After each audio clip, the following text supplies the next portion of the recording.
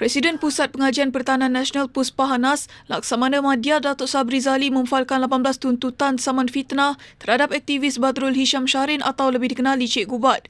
Peguamnya Muhammad Firdaus Jamaluddin berkata antara 18 tuntutan yang difailkan ialah berkaitan dakwaan yang menyentuh kelayakan dan integriti Sabri sebagai pegawai kanan tentera.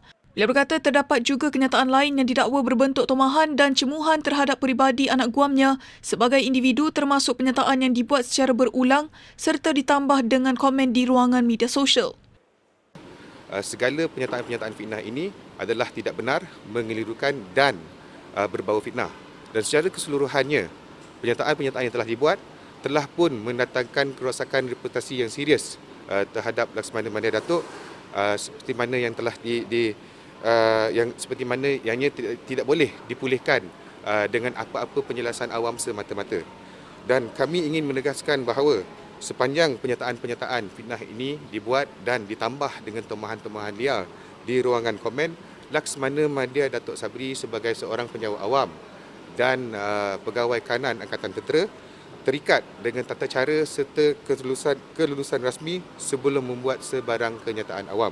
Beliau berkata demikian kepada media di Kompleks Mahkamah Kuala Lumpur pada 21 Januari.